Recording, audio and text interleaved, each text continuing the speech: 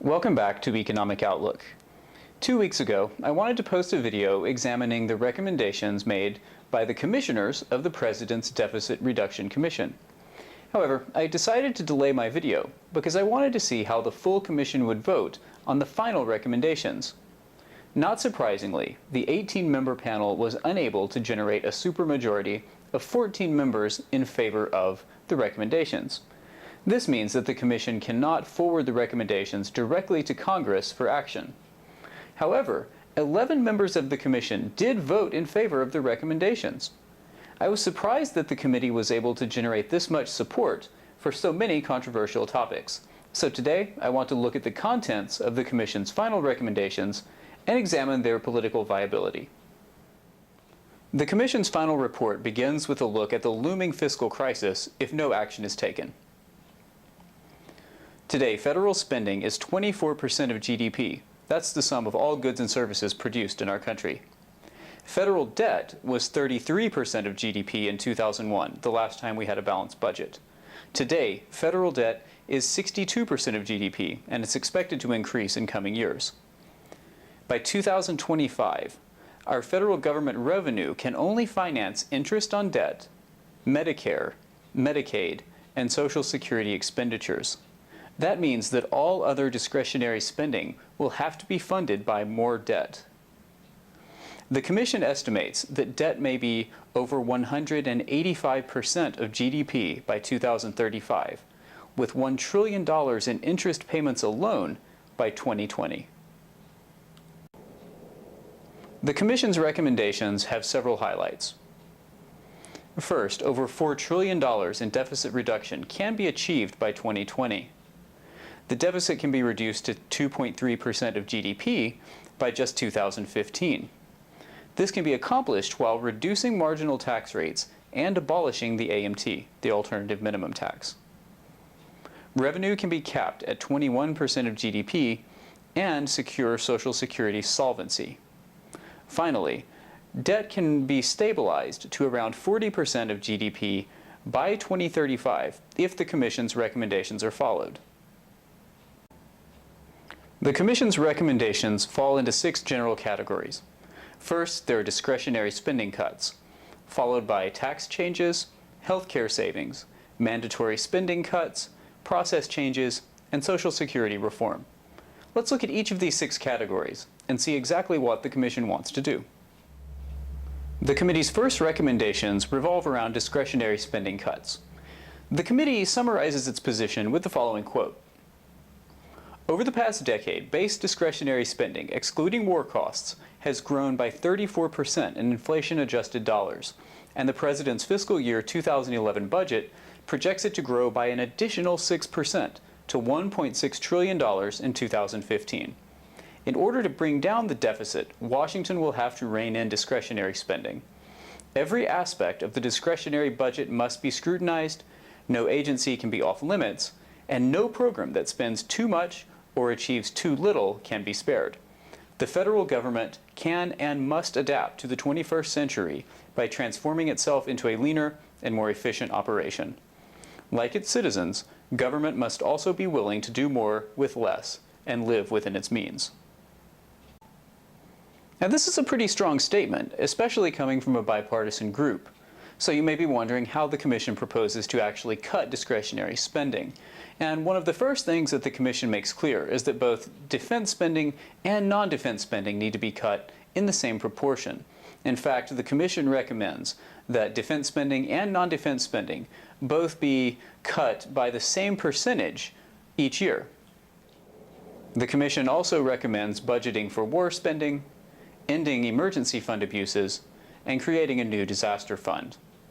It also wants to fund the Transportation Trust with a new 15-cent per gallon tax on gasoline, rather than debt financing. Now, as you're probably well aware, gasoline taxes are one of the most politically sensitive topics that have come up in recent years. People have been extremely resistant to new taxes on gasoline because it affects almost everyone, and it's just one of the taxes that people really hate the most. So if the Deficit Commission is willing to recommend gasoline taxes, it shows that they are fairly serious about considering many different options to reduce the deficit. The Deficit Commission also wants to make the federal government a more efficient organization, and it proposes several ways to do this.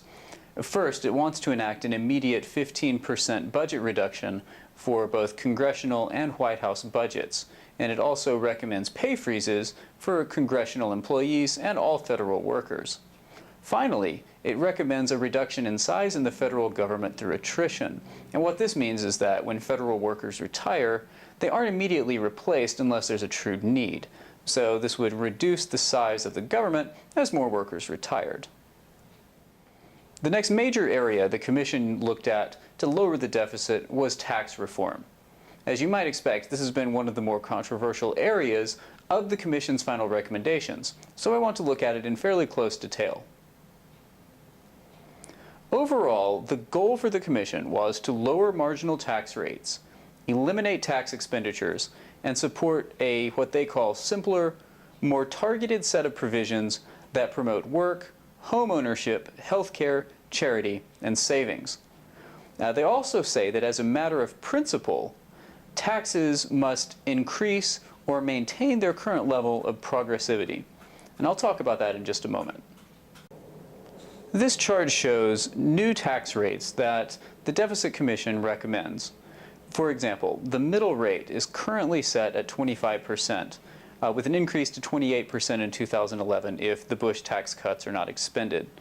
The Commission would lower this rate to 14%, and you see similar reductions across the board for all income groups. You're probably wondering how the Commission could lower the deficit while reducing these marginal tax rates and eliminating the alternative minimum tax. Well, the main way the Commission wants to actually reduce the deficit and increase revenues is by eliminating itemized deductions, keeping only the standard deduction for taxpayers. They also want to treat capital gains and dividends as normal income, reduce the amount of mortgage interest deduction, and reduce the threshold for employer-provided health insurance credits.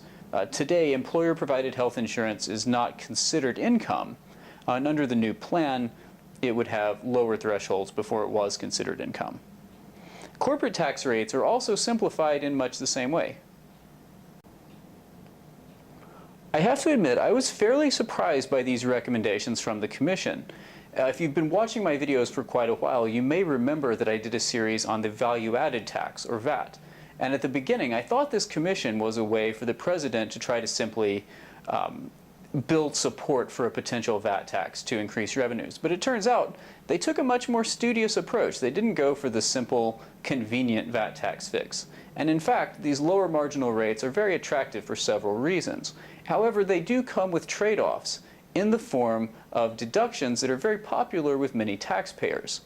For example, the home mortgage interest deduction is extremely popular. People around the country take advantage of this, and it's been an effective tool to promote home ownership. Now, I don't want to debate whether or not the government should advocate for home ownership. I have very specific beliefs about the role of government in promoting certain activities through taxation. And I don't want this video to become a discussion of my beliefs. I'd rather just focus on the Commission report. I may do that another time. But what the Commission wants to do is reduce these types of deductions across the board for everyone, and at the same time lower marginal tax rates. By eliminating deductions, the Commission believes tax revenue can be increased while reducing marginal rates for everyone, not just high-income or lower-income individuals. I think this is a pretty creative solution, and I'm glad the Commission looked at the tax code. Again, this isn't what I would personally recommend, but I think it is a good starting point, and it does take a certain level of political courage to propose something like this that will benefit some and not benefit others. The removal of mortgage interest would be extremely politically unpopular, so I applaud the Commission for actually looking at this in this way.